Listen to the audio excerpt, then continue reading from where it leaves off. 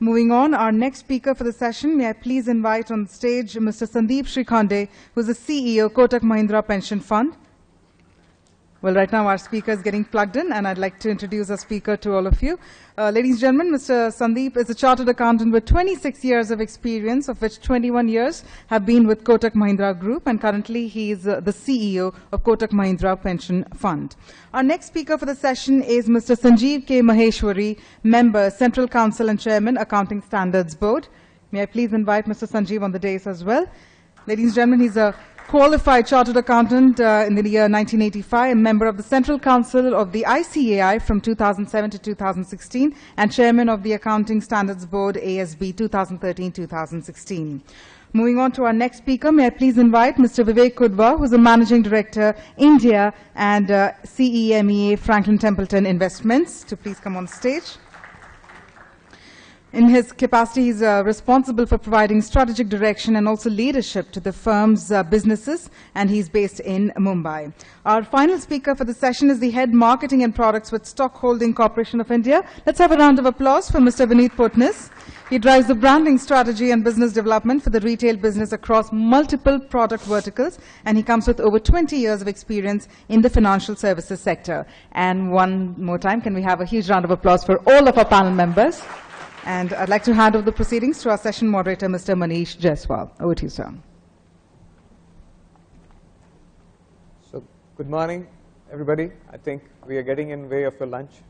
I think this is going to be interesting next 1 hour, and I'm sure this panel is going to provide you a lot of food for thought.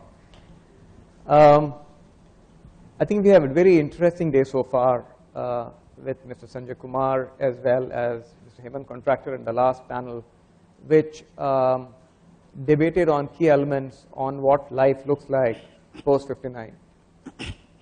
In this particular session, I intend carrying forward from the last panel left, just to summarize on how things stand in the country. I'd just like to mention in simplistic terms, today as we speak, between 4 people who are working, there is 1 person who is old. By 2030, as per CRISIL report, which on pension fund, which was released just about 6 months back.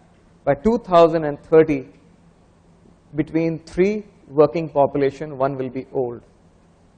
And by 2050, between 2 working population, 1 will be old.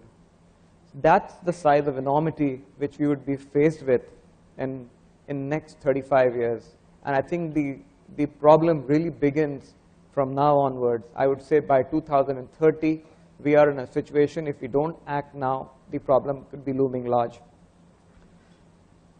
In retrospective, the 60-plus population in the last 10 years has increased by 35%, while the overall population increased by 17%. Though we are below average in terms of demographics of age worldwide, but we are catching up fast on age. Now contrast this with other situation, that how is the family composition? In a particular household, in 2001, there would be earlier 5.4 people. In 2011, which is 10 years later, the number would be 4.9. And let's look at the urban. The urbanization means that 40% of people in urban have just 3.4 people in their homes.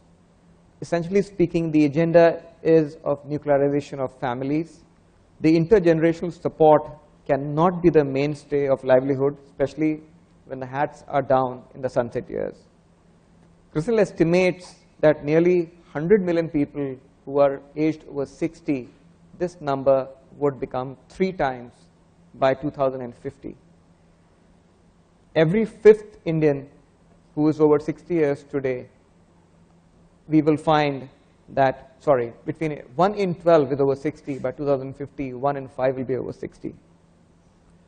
So overall, just to put things in place, CRISIL estimates that as of now, the aging population, if we have to feed them, nurture them, take care of them, the fiscal deficit as a percentage of GDP to fund this is going to be 38% of GDP by 2030.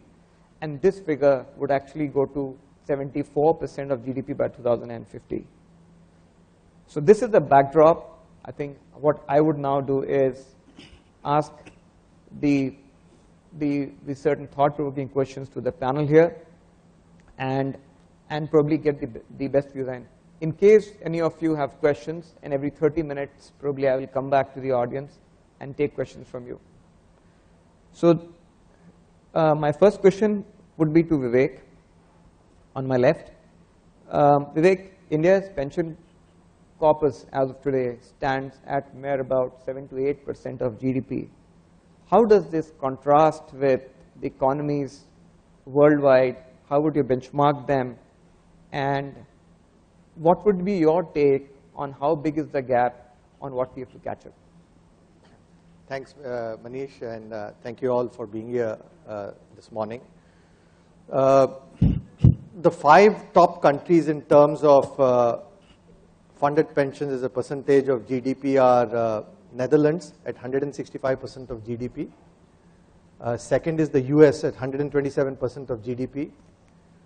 The third is Switzerland, which is 121% of GDP. Fourth is the UK, which is 116% of GDP. And fifth is Australia, which is 113% of GDP. If we assume that our pensions are about 10% of GDP, you mentioned 7%, but even if we assume it is 10%, right? If we need to go to 100% of GDP, that means we need $1.6 trillion of funding for pensions. The way I see it is the debate so far is about, NPS it has become somehow, because NPS is the newest scheme that has been launched by the government and they want it to be a success. But when I was invited to speak at this conference, I thought I'd do a little more deeper study. So I looked at 2 very interesting reports that have come up, one by Taz Watson, which has come up in 2015, and one was by the Oxford Economic Group, which came out in late 2013, which kind of provided details of a high-level summary of the pension schemes in several different countries. And one thing that came through very clearly from that Oxford report was that Pillar 3 pensions, which is voluntary pensions, has not been a success in any country. Right? So here we focused on the Pillar 3, because that's what the government pensions in NPS 2, in NPS, it's mandatory. So that's less of an issue. If we are trying to provide universal pension, then it is that element that is the voluntary pension that we do. It's a hard task, especially made even harder by the fact that there is no incentive for pension fund managers to bring in clients because the fee is less than 1 basis points. There is no distribution fee, so distributors are not interested. I'm not saying that's the only problem, but a well-meaning scheme which is competitive, which has got great administrational or operational infrastructure, in my view, is almost doomed to be born still. Okay. But what is the real issue? I am going one step back. Right? Take the case of India. Our per capita GDP is $1,500 today, little less than $1,500. That is $4 per person per day. $4 per person per day. The numbers are important because when we give percentages and all these big numbers, people get confused. Out of that, 2/3 of the people are earning less than $2 a day. Do you think any of these people are going to invest in a voluntary pension fund or a mandatory pension fund? They have no money, guys. Let's be real. Right? Now, let me go to the CRISIL study. The CRISIL study says, and Manish, my good friend, just mentioned that we are going to have 30 crore elderly by the year 2050. Now, if 2/3 of them are below the poverty line, right, then they have no funded pension at all, notwithstanding all the good schemes that we are running. 20 crore people. And CRISIL says that we should provide between 1,000 and 2,000 rupee a basic pension, livelihood pension to them, which in the year 2050 is 5,000 rupees a month, adjusted for inflation. Give or take, these are very high level numbers. So 20 crore people, 5,000 rupees a month, your pension liability in 2050 is going to be 100,000 crores a month just for the social security part of it. Right? To me, the debate, of course there is a debate between defined benefits and defined contribution. And that's a useful debate. But the bigger debate is that whatever are your pension liabilities or your social security liabilities, you need to start funding it as of yesterday, so that you don't create a tax, a preemptive tax on future generations. What is the problem in Greece? That their pensions as a percentage of GDP today is 16%. There are many problems. This is not the only problem, I can assure you. I was in Greece just 5 days ago. But that is the enormity of their problem, and it's not funded. So 16% of their GDP is getting eaten up paying pensions. As a result, unemployment rate is 50%, for youth is 50%, and overall unemployment rate in the country is 25%. So the issue to me is we have a big funding problem today, both for the government defined benefit scheme, which is a pay-as-you-go scheme, and for social security, which is inadequate and is a huge problem. And I think the government needs to set up two funds, one called the Future Generations Social Security Fund, and one is the ongoing government pension fund to pay for the pay-as-you-go pensions and start funding it from the GDP today, from the government revenues today, so that over a period of time it gets fully funded and we don't have a big hole that the next generation or one generation removed will face. That is my summary, that we are slightly getting distracted by NPS because it's the latest scheme, as is the Atal Yojana, all good schemes. But remember, the Atal Yojana is again a defined benefit scheme. And so in a sense, the government is telling people that my pension scheme to you is defined benefits. It's like the social security gap I talked about. And if that is the government's intention, then it better start funding it in a big way right now. Thanks, Vivek. I think that's extremely insightful. I think kind of puts up the real picture. Though might sound scary, it's better to kind of get up and take notice of what is being said. Essentially, if I hear you right, what you're suggesting is that if you look at the three-tier approach suggested by the World Bank, the lower strata, or let's say the bottom of pyramid, essentially speaking, needs to be brought into social security net, and for which we need to create a social security fund and start funding it on yesterday basis, then make future generation pay for it. In sum and substance, that is the point you're making. Correct. I would like to turn and ask Sanjeev, what would his views be as to why in the current budget we don't see this coming as a planned expenditure or neither as an unplanned expenditure? Manish, I believe that good is not the enemy of excellence. I think if you look at over the last several years, there has been a movement in terms of the way forward as far as pension schemes are concerned. We need to look at from where we were and where we have moved on, and then we will be able to chalk out in terms of what will be the best way forward. What Vivek just mentioned is right, that in terms of if we have defined benefits, ideally it would be more appropriate if we can have the funding done right now rather than leaving it to the next generation. But I think it's a mindset issue. It will take time. It will need a paradigm shift as far as the government is concerned in terms of deliberating and accepting on the idea that you need to create funds at this stage itself because it's very easy to push, to announce some scheme today and probably make some the deferral in terms of the cash outflow to be left to the next generation. So to my mind, I think it's a matter of creating awareness, more interaction, more engagement with the government and sounding them in terms of what would be the most appropriate strategy by summits like this, where we can take our voice to the government. Thank you. I now turn to Sandeep. Sandeep, I think as Vivek also mentioned, a lot of debate since morning has been around NPS, Atal Pension Yojana, while Vivek clearly mentions that the need is to actually to go beyond of much and more beyond of what we currently are right now.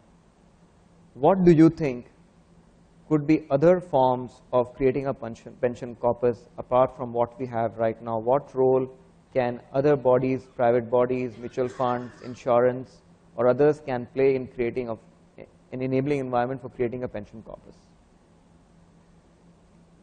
Good afternoon, everybody. See, I think what Vivek and Sanjeev have already said is that we have to make a beginning. And the earlier we make the beginning, the better it is for all of us. At least it's good that with the advent of NPS, there is a lot of focus on pension. Because otherwise, if you see the earlier insurance companies and mutual funds, the focus was a lot on accumulation. So everybody just wanted to build a corpus. And nobody was focused on converting that corpus into an annuity or an income for retirement. So I think what NPS or what schemes like Atal Pension Yojana have achieved is that they have created a tremendous awareness in the minds of people that you just don't need to keep accumulating money. You also need to ensure that you use that money for a pension once you retire. So I think that itself is sufficient. And yes, it's a long way to go, no doubt, but then I would look at it this way that there's also, we still have a long way ahead of us also. It's not that, it's not the end of the world. There's still a lot to go. Still a beginning has been made. Already we have some 85-90 lakh people already enrolled. Maybe a large part of them are government employees. But yes, over a period of time with these kind of sessions, with these kind of people talking more about pension, NPS, Atal Pension Yojana or whatever, I'm sure that there will be a lot of interest, enthusiasm, awareness in the minds of people about pension. And it's not important who delivers. I think there is a lot of debate in terms of uniform regulator and who should control. In fact, even there is a committee which is recommending that there should be a uniform regulator. I think it is important that people accumulate a corpus for pension. Yes, there will be some advantages if you do it through a NPS in terms of charges. There may be some advantages in taxation if you do it through an insurance or a mutual fund. But I think over a period of time, all these will iron out. And it's very important for all of us to start creating awareness, building awareness about the pension, because the number of people who are going to be requiring pension, as per the figures just mentioned, is going to be substantially high. So I think it's a mission which all of us should undertake to create awareness about pension in whatever strata or whatever forum we represent. And I think that should be a good beginning. A part of the job will be done because of that. Thank you, Sandeep. So your key point is to create awareness first and action will follow. I would like to turn to Vineet. Vineet, what Vivek mentioned, the 2/3 of population earning about less than $2 a day. How do you think we reach them? And how many cents or dollars can we collect from them as a pension corpus?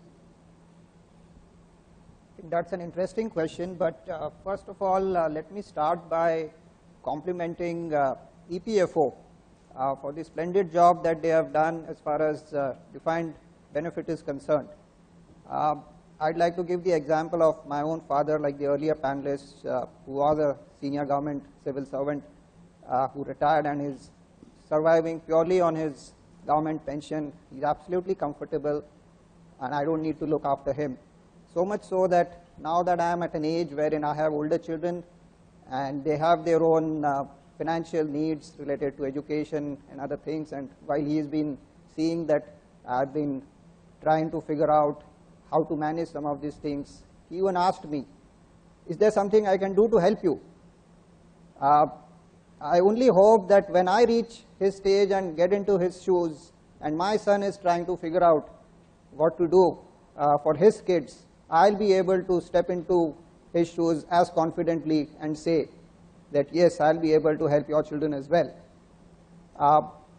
But moving on, that was a stage wherein the economy was controlled, and people of that generation were fortunate to get even a defined benefit plan.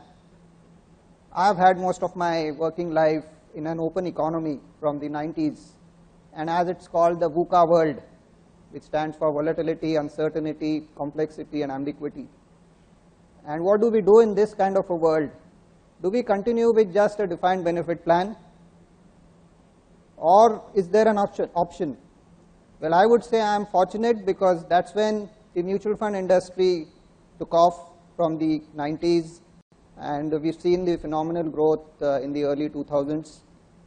We're fortunate enough to see the NPS being made available on a voluntary basis recently, and there's a concerted effort on the part of the government to improve it, evolve it across various strata of society. So my sense is, if we are to live in a VUCA world, the only way is to be aligned to the market, whether it's the debt or the equity market. And it's not either or. It's about choosing the right asset allocation. Every product, whether it's a defined benefit or a contribution, a mutual fund or an NPS, has its own advantages and benefits.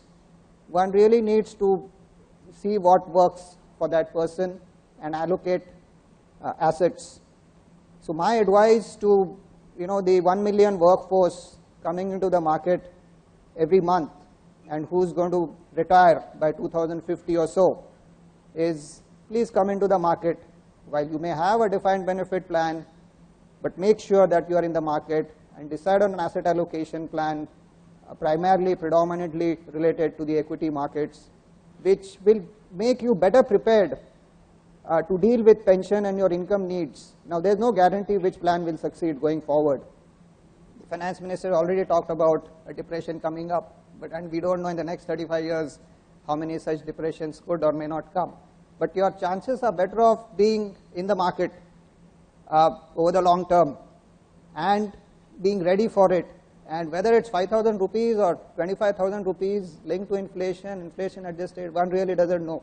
But your chances are better off by being into the market. So my advice to the 2/3 people retiring and who are probably entering the workforce today would be into the market. That's really my short and sweet answer. Thank you very much. So I think a huge urge or a prod for people to enter the market. That's what Vineet suggests. I would now turn to Vivek and pause on this subject of DB versus DC, the classical debate in the room today. Vivek, given your experience as the MD for EMEA, what is your sense of DB and DC model mix in pensions, and what are the best global examples? And amidst that, where do we see India? So as I said, I think the issue is less about DB versus DC. Clearly, DC is a less liability for the provider in the sense that because it's a self-contributory system. But in either case, especially in the DB case, DC is funded. In DB, I think you're better off if it is funded. Now, most DB schemes, unfortunately, including the Government of India scheme for civil servants before 2004, as well as the army and several other constituents, is a pay-as-you-go scheme, and that's the problem, that it's not funded. Now, amongst the top 6 countries, where I mentioned where the pension to GDP was quite high, Australia has 85% defined contribution, 15% defined benefit.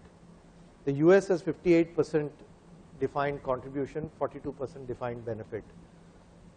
Japan, Netherlands, and Canada have 95% plus defined benefits and negligible defined contribution. But remember, they're funded.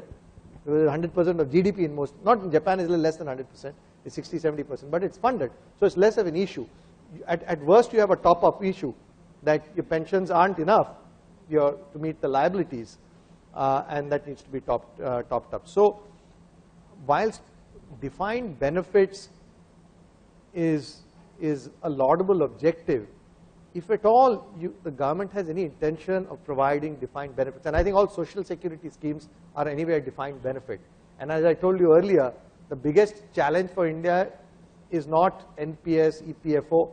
They're going to be small. I think it is the social security systems. It's 2/3 of the people in India below the poverty line. Well, it's between the numbers differ, but most people will agree that it's somewhere between 1/3 and 2/3. And one more fallacy I want to kind of, or misconception I want to remove is that EPFO is not a guaranteed scheme. EPFO is, where the return is an administered return. Tomorrow, if the interest rates in the economy come down to 5% and are sustained at 5%, I don't think EPFO will be giving you 8%. EPFO will come down. What is the level? Will have to be seen, because it will have some old, investments that are fetching 8% and new investments that are fetch 5%. So it will start coming down. So there's a misconception that it's guaranteed. Neither is the PPF guaranteed. The government can change it. It used to be guaranteed. Some time ago, the government did a smart thing by saying it will be linked to interest rates in the market. And that's why every year there is the EPFO, the trustees meet and decide on the rate. Whether a rate less than 8% will be politically sustainable is a different thing. But at some point it'll have to come down. Again, when I look at the investment pattern of the developed countries that are providing, have got funding and are providing defined benefits, these top 7 countries, 42% of their investments are in equities, right? And the mix between local markets and offshore markets is a function of the depth of the local markets.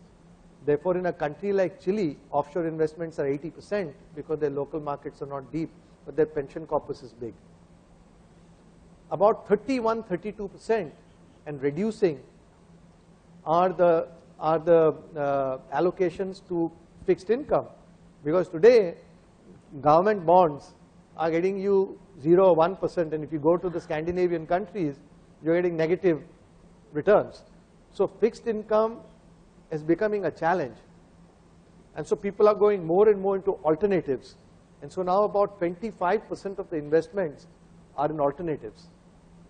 And one of our fastest growing funds, that is a fund that we launched recently, both in the US as well as in Europe, which is a liquid alts fund, which in a short period of 18 months in the US has grown to $900 million, and in 9 months in Luxembourg, the fund has gone to about $650 million, liquid alts, right? So when you look at defined benefits, then you need to manage, more than anything else, you need to manage your portfolio very carefully to get the desired outcomes, right? And the problem in India is that if you put in equities and the market doesn't do well, then nobody look at that. Yeah, market, investments are subject to market risk. People will think it's a scam. But let me tell you what happened in the case of Norway. Norway is the largest sovereign fund, and in 2008, when the financial crisis came, Norway had a huge allocation to equity, which collapsed. Okay, the head of the Norwegian sovereign fund, Norges Bank, went to the Norwegian parliament and asked for an increased allocation to equities. I'm talking about 2008, when everybody thought the world was coming to an end financially, right? And they got the approval, right? They put more money into equities, and the rest is history. Today, I think the global equities, of the ownership of global equities, I think 2% or somewhere between 2 and 3% is owned by the Norwegian sovereign fund globally, across the market cap, right? So it requires and Norway's pension fund is totally transparent. Everything is available on the website. Everything is available, right? So it requires a lot of courage and conviction if you want to create a pension system, right? That where you need to fund it, but you also need to make sure that you take advantage of the market and the growth in the equity markets. Now, we have some funds that over 20 years have given 23-24% compounded annual return since 1993-94. Yet all of us seem to be very happy that the EPFO is giving 8% or 8.5%. 1,000 rupee invested in 1991, 1993 would have today is worth 70,000 rupees. So I think we need to, if we want to create the social security system that serves all, right? And if we believe in India, you cannot believe in India and say India is going to have 8% nominal GDP growth, real GDP growth, 14% nominal GDP growth, and then be satisfied with the 8% return. So the government has to look at investing, getting more of this money invested in equities. They need to give people choice, right? They need to have some rules and regulations around it, right? But to answer the question, I think whether it's defined contribution is better than defined benefit, because your liabilities are defined. You still need to make sure that the defined contribution pot is maximized, and therefore those investments also need to be invested wisely and allocated between equity and debt. But the bigger issue is, for me, pay-as-you-go systems are a strict no-no, even when it comes to armed forces and civil servants prior to 2004. Whatever is the liability, let the government in the next 30 years fund it, so that once and for all, we do not levy a preemptive tax on the next generation. To me, that is the bigger issue. So in short, I am neutral between the two. I think defined contribution is better because it, from a provider perspective, but either way, I think where funding is required, and please don't miss out on equity market and alternatives.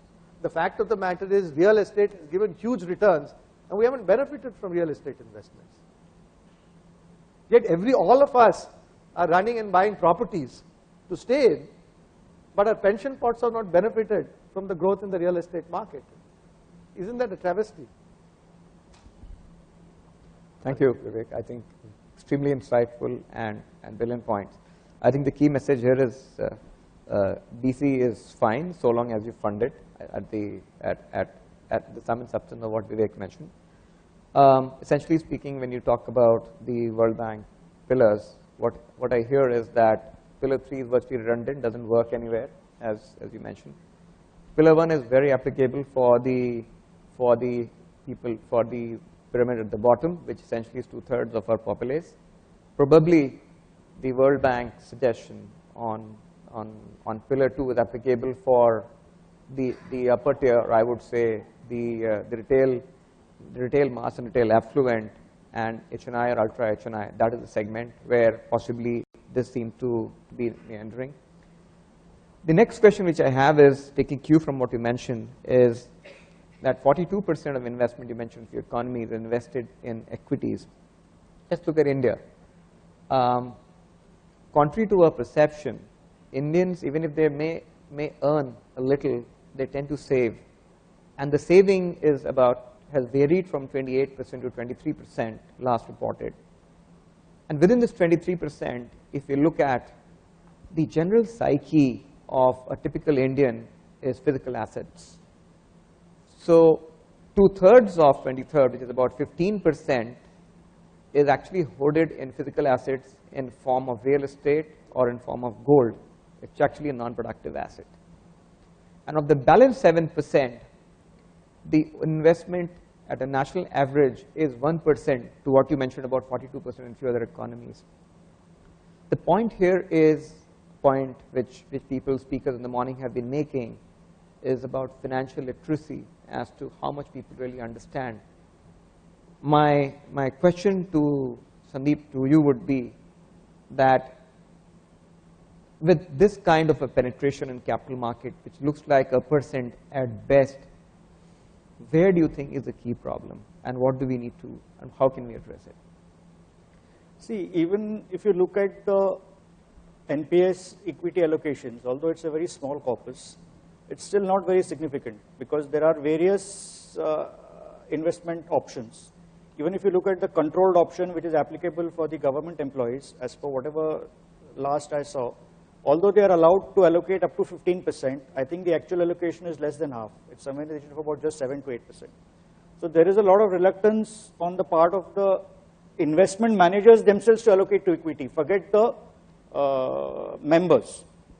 Even in the private sector where the investor chooses, there is a fund where you can presently allocate up to 50% of your allocation into equities. But again, if you look at the overall equity allocation in the private sector, it's not as if everybody has gone in for the 50%. The people who have gone in for equity, there is also somewhere in the range of about 15%. So which again shows that the members are inclined to invest money into fixed return. The investment managers themselves are averse to equity. So I think both these issues we need to correct. Of course, there are problems with equity. It's very easy to say, put 45% in equity, and maybe internationally people's time frame is longer. People are much more matured or much more balanced. Here you have a situation where equities are so volatile that there is a situation where you may have seen a substantially high negative return, which may have bounced back, like he gave the example of Norway. Now, you have to look at equity over a very longer term. Now, unless we reconcile to the fact that equity investments, maybe it would be useful to make a lock-in. So you invest in an equity fund and probably you say that you can withdraw that only at 60, or you can even look at the return only at 60. The problem in equity in our country is that people track equity returns not on a daily but on an hourly basis. So if they start doing that for a fund where you have to stay invested for 20 years, I'm sure it's going to create a lot of heartburn and a lot of problems. And there are enough stories or enough analytical data to show. I am not a fund manager myself. I'm sure Crystal and some of the people who manage money more actively can substantiate this, that the longer you invest in equity, the higher is the return. So I think there is no argument that equity is the only method of growing your pension, because what we don't realize is that even some calculations as to maybe a 1%, 2% difference over a 30-year period can result in a very substantial accretion to your corpus. Somebody can do the statistics. But what we don't understand is it is ultimately our own money.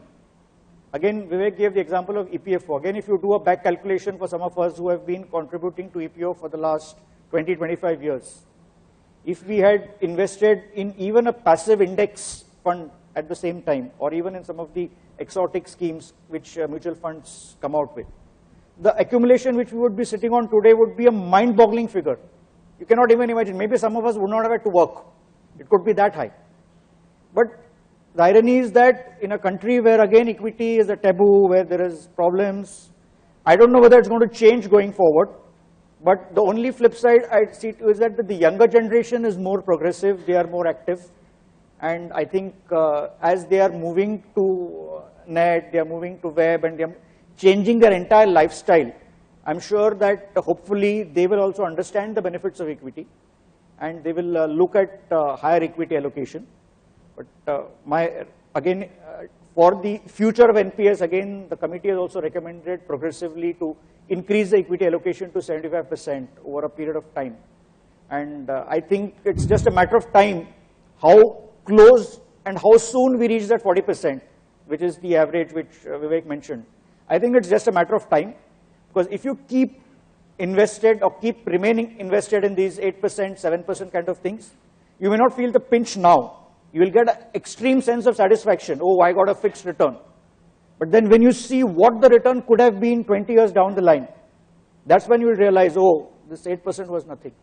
That's my view. Thank you. Let us do a quick audience check, maybe with a show of hands. In the past, real estate has delivered phenomenal returns. What do you think in the future? Will it deliver returns as similar as in past? Who agree can raise hands? Oh my God, that looks like less than 3%. But the good point is the EPFO believes it. Okay, similarly, if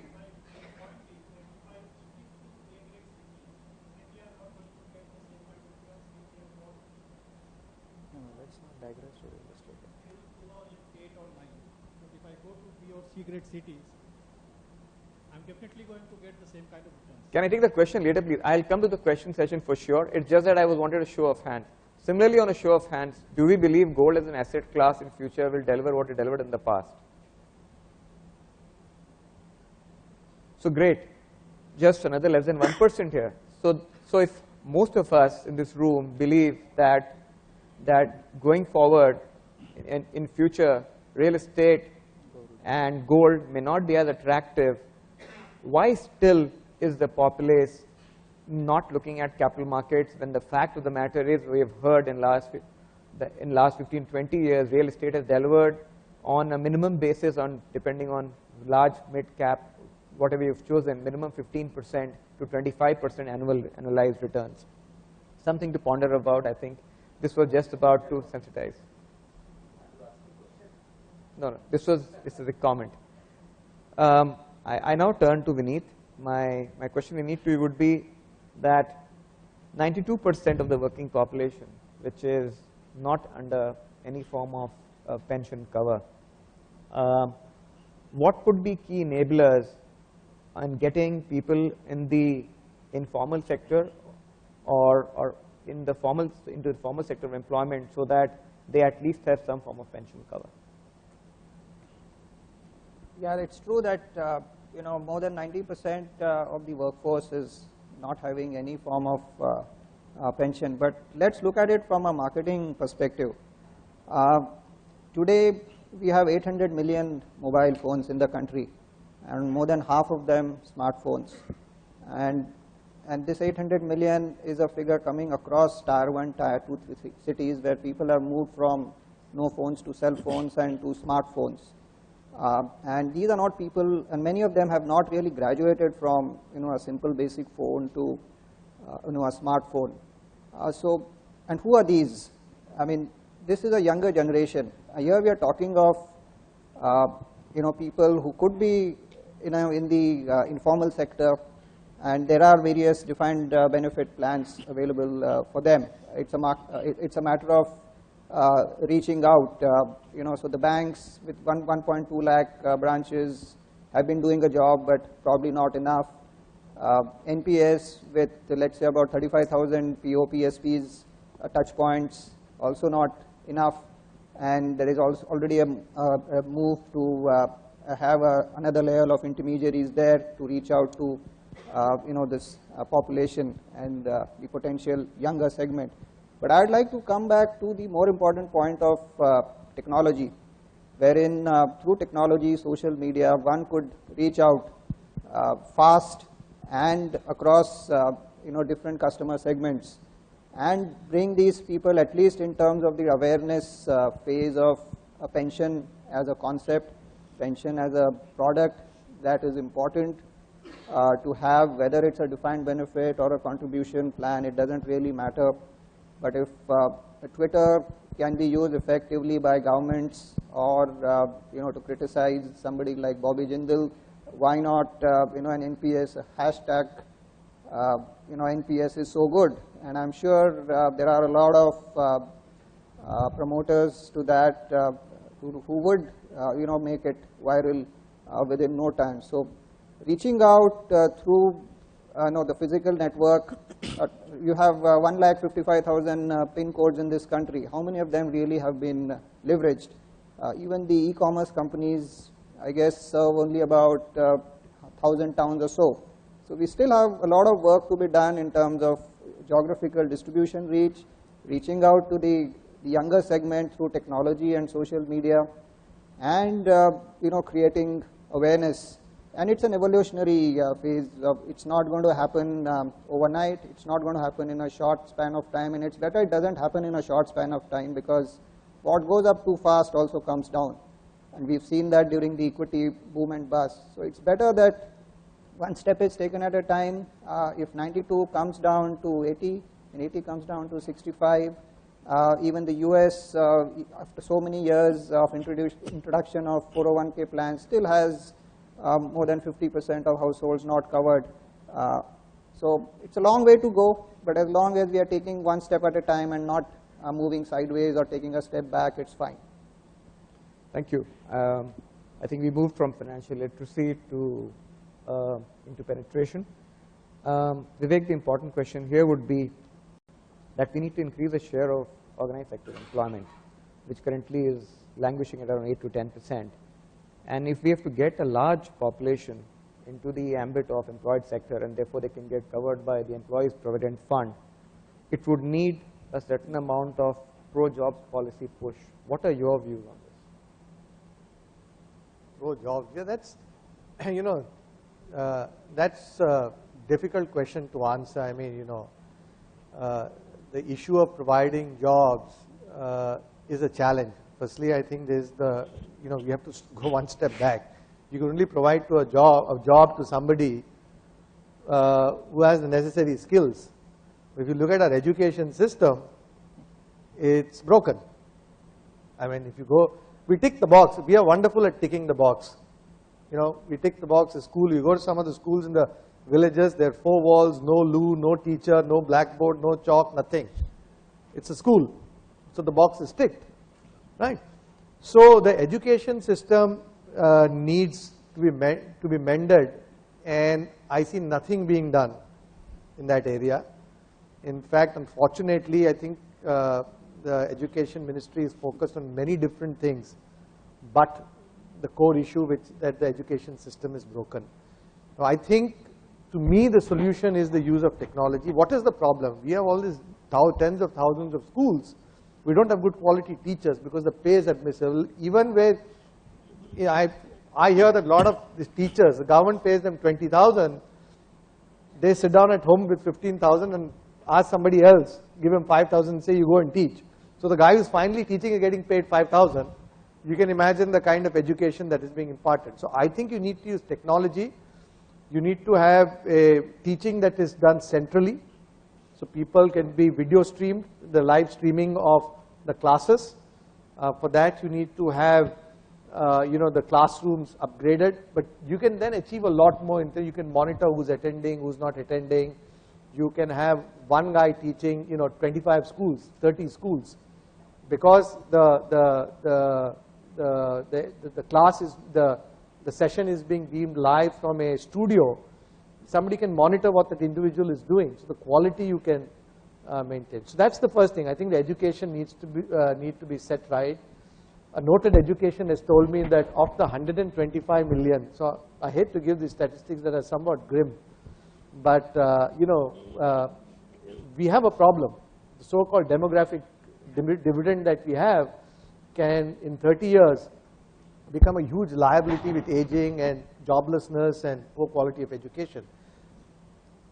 This education has told me that of the 125 million people in the education system, less than 5 million are employable. So 4% are employable. Doesn't mean that they have the jobs. They're only employable. That means they can hope to get a job. Now, that is a very scary statistic when you look at all these young people coming into the system, not finding a job, and with a poor social security system that doesn't provide them with any source of livelihood. It has very significant implications for crime rates, for you know, all kinds of other activities that people take to if they don't have a job and a livelihood. So it's tough. I think the government is well intentioned, you know, and I think the government has the right focus, that you create the infrastructure, you build the new cities, you know, you address power shortages and all this stuff, and hopefully that will result in creation of the job. One big issue I have with India's system, which is also reflective in the NPS, is this tendering system in L1. We give the contract to the lowest cost, even if that individual has little technical ability. Therefore, our roads are full of potholes. The NPS management fee being paid to the pension fund managers is 1/10 of 1 basis point, right? Right. So, which is nothing. Even for the EPF, it's I think it's 1 basis point. 0.0009, I think it is 0.0009 or 0.009. So, I mean, our system is such that we gravitate to the lowest quality, and we build poorly and then spend a lot of time fixing. Now, even the airports, instead of, we gave it to the L1 tendering system to people who weren't really qualified in airport management, and therefore, what is the net result? It was a play on real estate. So we are all now paying UDF, ADF, all these other fees that have come in later, right? If you take roads, right? There's no viability. When you build a road in India, there is no viability. So talking about public-private partnership, where the private sector is getting taken care through viability gap funding, right? And government is bearing all the risk, then why should the ownership of the land and the asset remain with the private sector? So there are very many issues in this whole job creation conundrum, but it's a very big issue. And that's why in my opening comments, whatever is the jobs you can create, you should try and create. But I feel still there will be a very large section, maybe 2/3 of the population that live in abject or in poverty, for which a social security system is required. We go through an education system. I went through an education system. I had the best of education, lovely boarding school, IIT, IIM. But what I remember most is a gentleman by the name, a freedom fighter named Achyut Patwardhan, who told me, beware of numbers. They can be very misleading. Because he said the government of those days, it was very much the Congress government in the 70s when I was in school. He said, we'll tell you that we have reduced poverty in India. Poverty levels have come down from 80% to 60%. And he says that's right. But he said at the time of independence, we had 300 million people, 80% was 240 million. Now we have 600 million, 60% of that is 360 million. The actual number of people below the poverty line has grown by 50% from 240 to 360. But we are all patting ourselves on the back on progress. So numbers can be very deceptive, whether it's jobs, it's all, what is the unemployment rate in India? If you take both underemployment, hidden unemployment, and actual unemployment, I think it will be well into the 20s, 20% plus. It's a serious issue for us, and we need to really find productive jobs for people. It's a huge, huge challenge. And actually, technology and progress, it's a strange thing that, when we talk about technology, what is technology doing is cutting jobs. What is progress? We say better productivity. Better productivity is more people producing what less people producing what more used to. That means there are less jobs available because you can't eat more than what you're eating. Of course, people are eating more and having health problems, but that's a separate thing.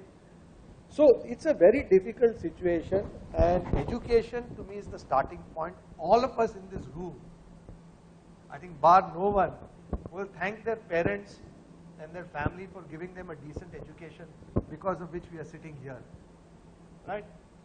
My grandparents were very poor. So, so education is the starting point. Good education can lead to jobs. If not in India, you can go out. Anybody who's well qualified in India is getting a global job. We have so many global citizens. But it has to start with the education system. So it's a very big issue in my view. Thank you, Vivek. I think CRISIL released a report actually in September 2014 mentioning the need to One thing I would like to assure Vivek is that although the charges are lower, the quality is not like the roads. The fund performance is very good. You guys can talk of that.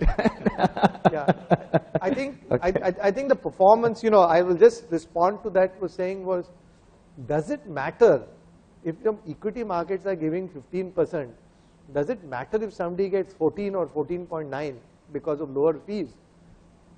The problem is, firstly, nobody is in the pension scheme. That is your bigger problem. You get the guy, you give him 14%, it doesn't matter if somebody makes 1%.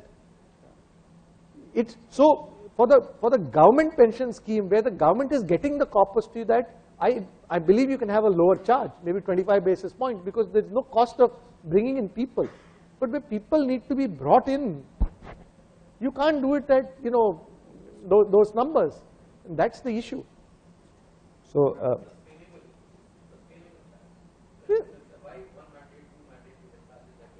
actually, you cannot, correct.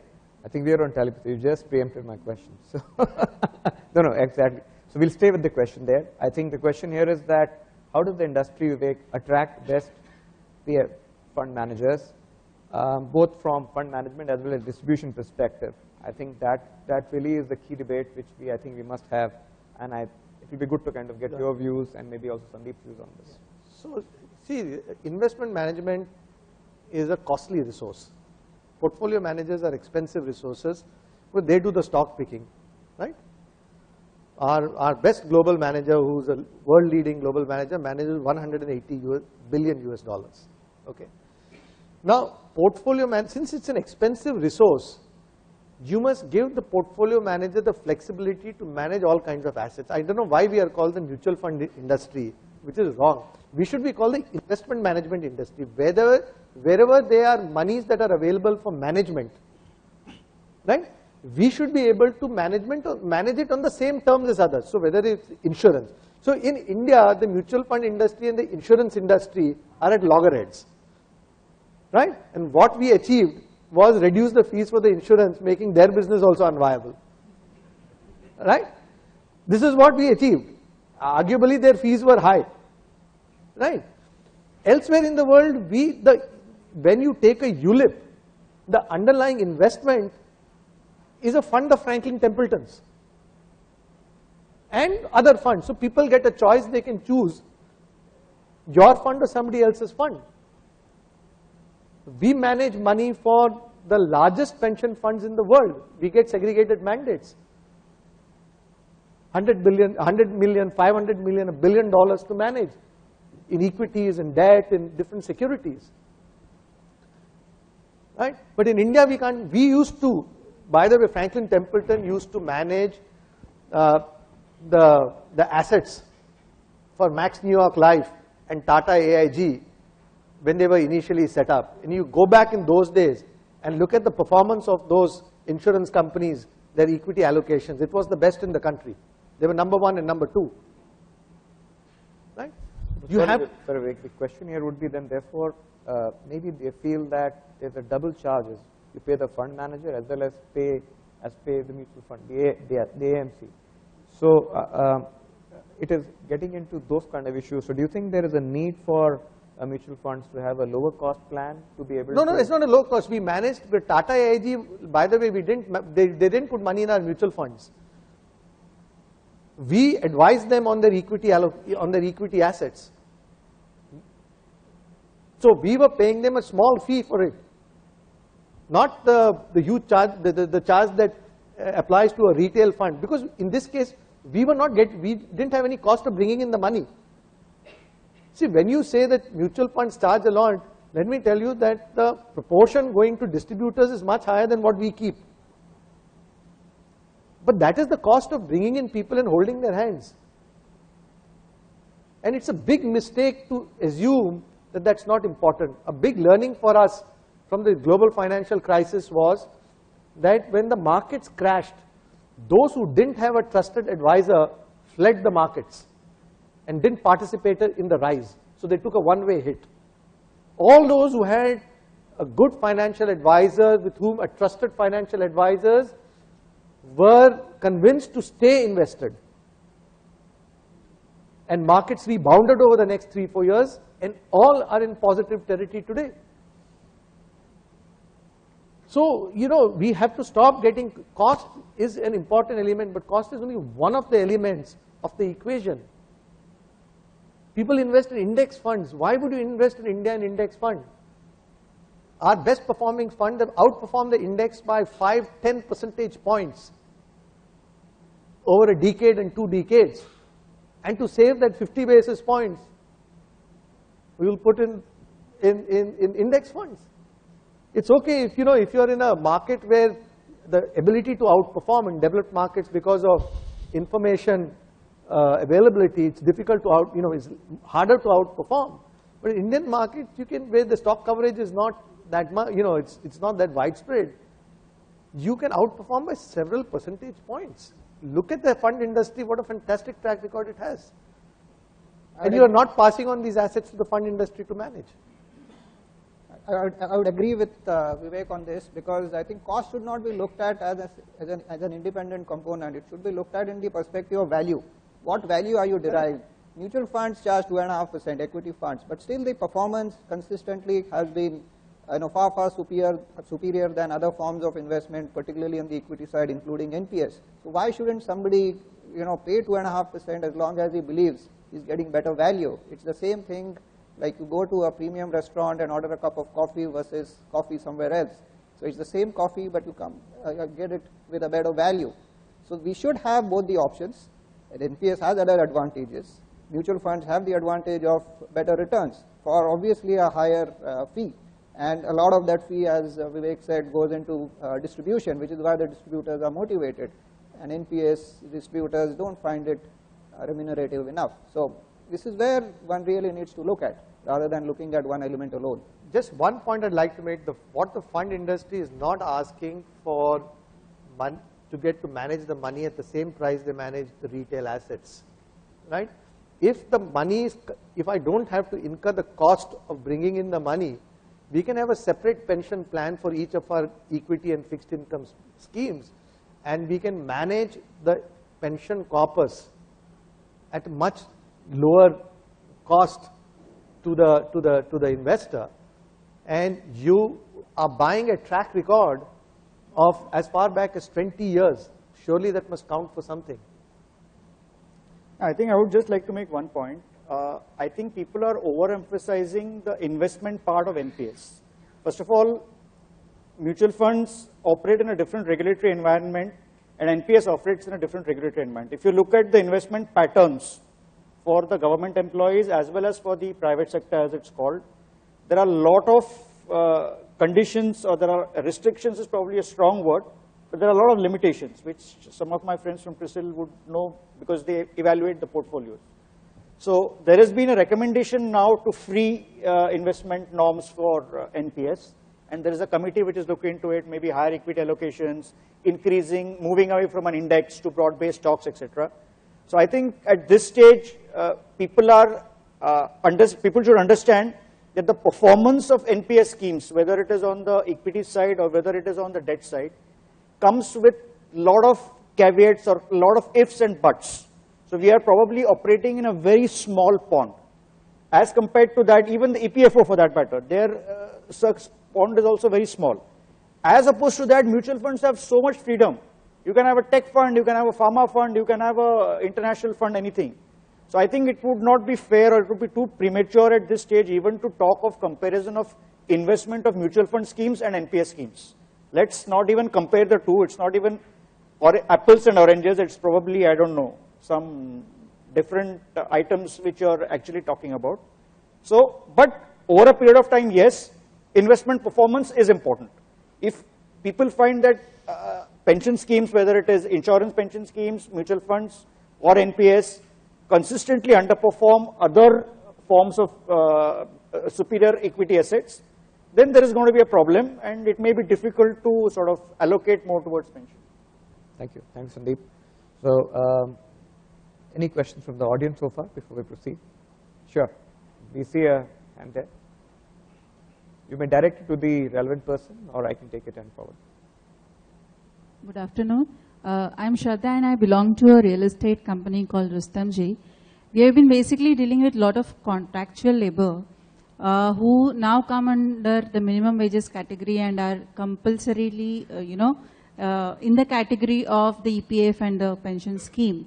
So how do you think, because the continuity of service for this labor class is not certain, So giving them awareness, like how Sandeep said, that awareness creation is important, and real estate and infrastructure company being into a development stage, how do you think we as an organization create an awareness to this class of an employee, which I think it would be into an informal sector? So, because pension from a perspective of 25 years down the line is, it will not go into their head only right now, because for them money in hand is important. So when we are dealing with so much of contractual labor, how do you think we should create an awareness on this? There's one simple answer to that. At least for the time being, if you put in NPS, the government is giving you 1,000 rupees. So there's a free lunch for people who invest. If nothing else. Sure, please. I think, can somebody give a mic to Mr. Sanjay Kumar? Hello. Hello, good afternoon. Anybody can get a mic here, please? Please. Hello. Sure. Hello. Sure. Hello. The problem of how to bring in the contribution on a very sustained level from the contract work is a challenge for all the economies in the pension fund. While launching MyRA, even Obama admitted that 75% of the casual worker of USA do not have any access to any formal pension plan. The situation is not very different in India. The method of collection of the contribution has to evolve and get aligned to the reality with which the business is being done. Recall your own industry 20 years back. All the big contractors used to have about 2,000 people on their payroll. Now you will not have more than 100 people on your payroll. Even there is a huge chain of contractualization around the corner. Here the method of collecting the contribution has to be evolved, and something like withholding tax that we did in income tax has to be brought in, where contribution comes directly from the principal employer to the pension managing company. That is one. The second is how to address seamlessly the question of portability. Means right now, many of the pension fund will recognize you because they have access to you only through an employer. Now you have to identify the person who is contributing directly and without your intermediation, because you will not be giving him employment for more than 2 months. He will be going from you to maybe Hiranandani, and from here Hiranandani to Kanakia. So gangs of the people who tie the saria for the concrete pillars, they will not work for more than 15 days with one contractor. So that has to be aligned, and EPFO for one has, NPS already has a PRAN number and direct recognition of the person who is contributing. EPFO is also evolving that by giving universal account number. Once you have an universal account number, you can keep on seamlessly changing your jobs, and you will be identified, your everything will be totalized at one place. A ledger will be maintained irrespective of the employer. Thank you, Mr. Sanjay Kumar. The next question, please, from the audience. Anyone? Good afternoon, sir. Sir, my name is V.K. Gopalan. I am from Reliance Industries. I remember in 1993 there was a good advertisement of that relating to IT. If you are not studying in NIIT, you are missing something. That was an advertisement. At that time there was a boom for studying in IT. Subsequently there is also an advertisement, Lifebuoy. Tandurusti ki karta hai Lifebuoy. Lifebuoy advertisement. My question here is that this is a very good product, what I have understood by limited knowledge, but I have a feeling, is this advertisement or dissemination of the information to the people very less from the point of view? If so, what are the steps government will take to ensure that there is a lot of advertisement of this scheme? My point is that had it been in a private hand, there would have been more advertisement in this regard. So my feeling is that there is any shortage of advertisement of this scheme, in spite of the scheme being a very well, what I could understand from the little knowledge I gained from here. This is my question. So, like take this? No, I think the issue here is, as the chairman said, PFRDA chairman said in his speech, that they are taking a lot of steps to promote the scheme. Now, again it is a function of the economics. In advertisement revenues typically have to be generated through the business. So the issue here is who will advertise. We spoke about low distribution charges of the intermediaries, whether it is the pension fund managers or the others. So unless there is a sufficient fee income, who is going to spend on advertising? But till then, the regulator, in consultation with the pension fund managers and the POPs, is within its limited budgetary constraints working out some advertisements, and which the chairman had assured in the morning that you will see some more improvement. But the product is, the other way to look at it is, if a product is very good, you don't need advertisement. Have you ever seen an advertisement for an iPhone?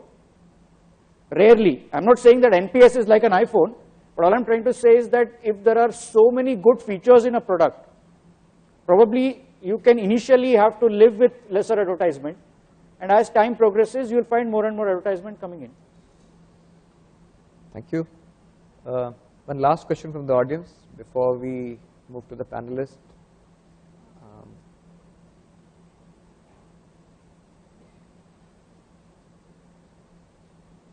Anyone?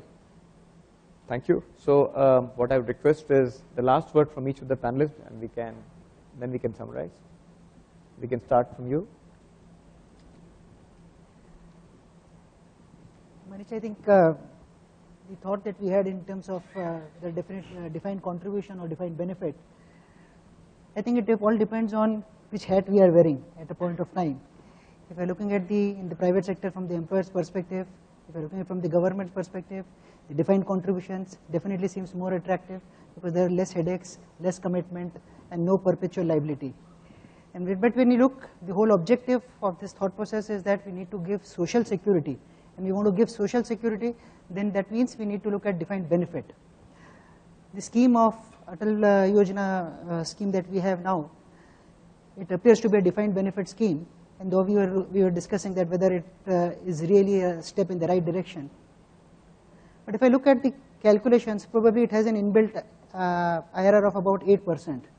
So probably the calculations have been made in such a way, probably, that it would actually be more like a DCB, but appear to be more like a defined benefit. I think we are in the transitional stage, nascent stage. I would still say that we are yet to evolve significantly, and I think it's only the collective action by all the regulators along with the participants in this industry will take this way forward. Thank you. Thank you, Sanjeev. Sandeep, yeah, I have just 2 minutes. Somebody asked Jack Ma, who is the founder of Alibaba, where do you see yourself at age 60? So he said, lying on a Hawaiian beach. So my question to all of us, including the panelists, is where do you see yourself at age 60? Do you want to have a steady source of income, maybe not on Hawaiian beach, maybe any other beach? Do you want to see yourself lying there and enjoying life? Or do you want to continue to work till whatever? You know, we had a prime minister who was, I think, 80 last. So do you want to continue to work for 65, 70, 75, 80? You have to answer the question yourself.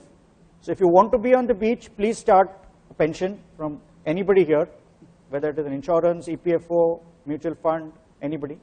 If you don't start a pension, then the consequences, you will not find yourself on the beach, you will find yourself struggling somewhere. Inside the waters. Maybe, trying to stay afloat.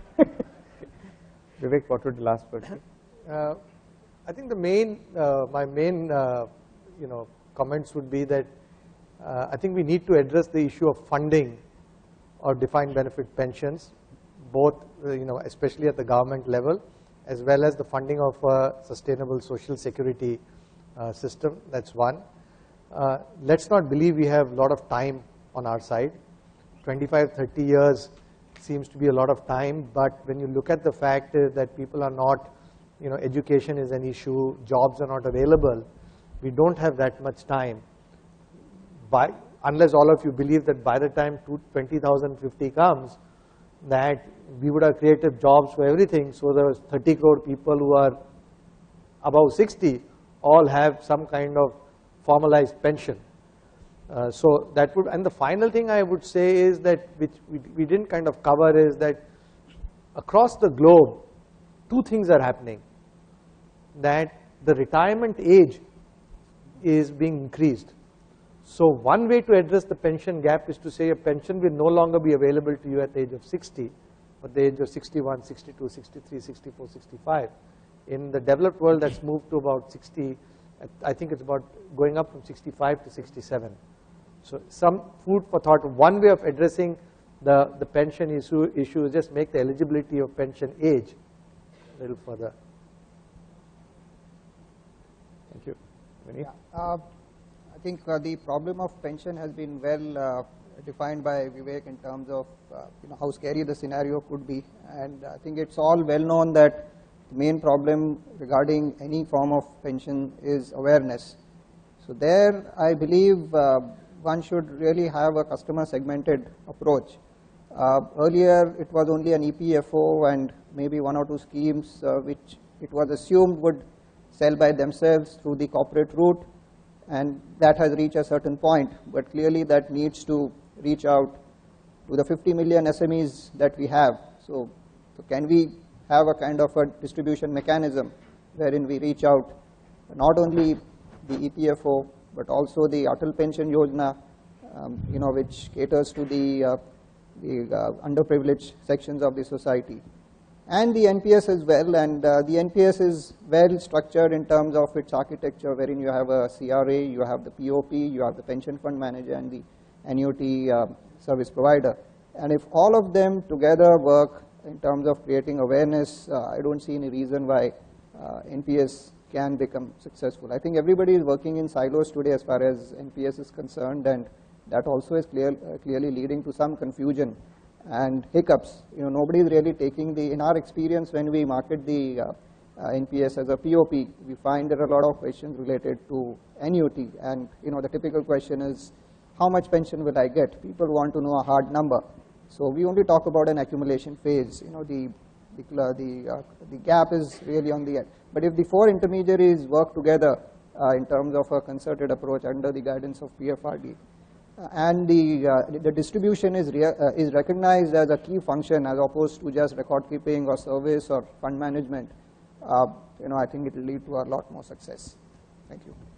So to summarize this panel in a couple of sentences, as it would be very clearly, is that the debate around defined contribution, defined benefit, do we have to select one of them? I think the answer is that you need both of them. What we agree here is that there are sections of society and strata of society which need to be under pension net, and therefore there has to be a universal pension corpus creation which has to happen. And the most important point here is that it has to be funded. There are examples globally of leading economies, how they've been funded. Specifically speaking, depending on your country's demographics, the corpus or the ratios between DC and DB may vary over time. The second key and large message is that we need to have investments which beat inflation, investments where we go beyond our traditional asset classes and there is more participation in the market. I think with this, we would like to summarize this session. Thank you very much.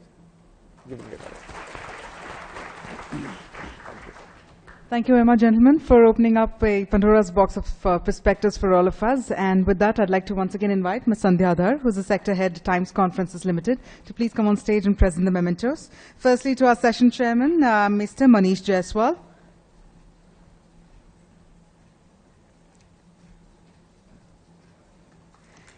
To our speakers, Mr. Vivek Kudva,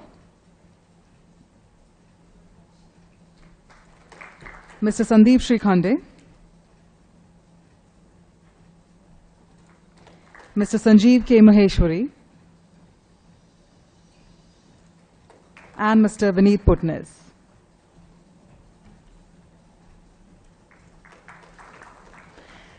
Thank you once again, and I request you to please come together for a group photograph as well.